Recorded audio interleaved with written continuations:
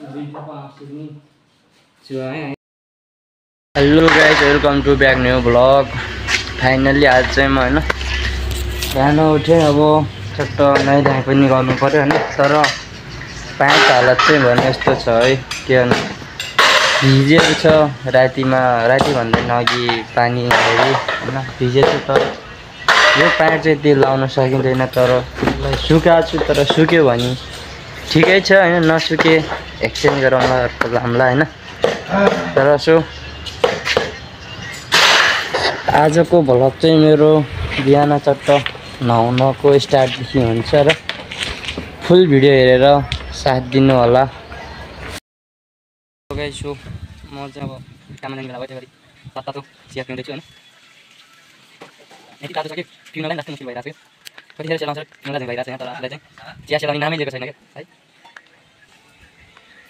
Daily vlogging कर daily. Finally चाहिँ अब नुहाएर नि भ्याएन, कच्चा आएर सबै भयो।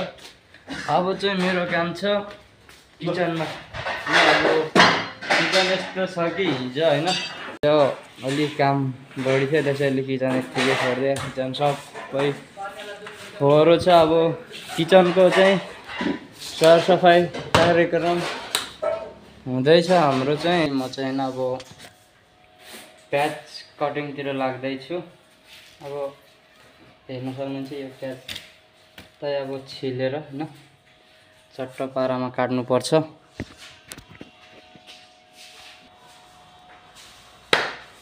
चाहिँ लाग्यो अब प्याज छिल्नतिर तल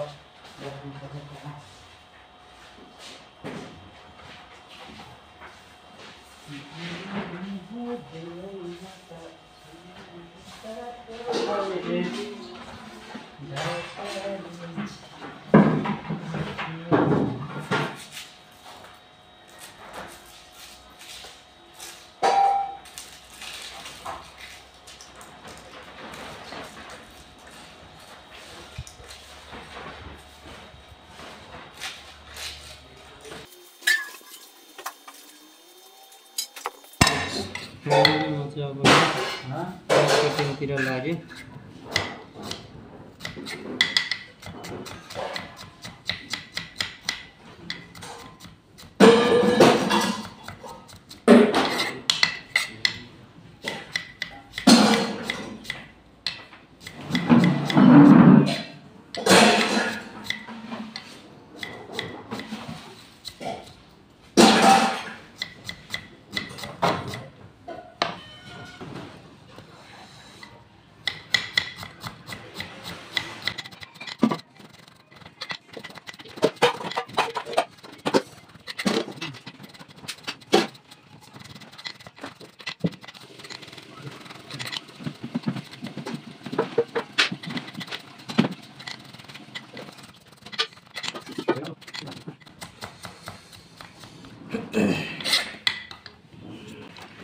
सामान आएको रहेनछ, त्यसैले अब प्याजको कटिङ सकेपछि म लाग्छु के काट्नलाई भनेदेखि तपाईँको यो लसुन छैन हैन, लसुन काट्छु।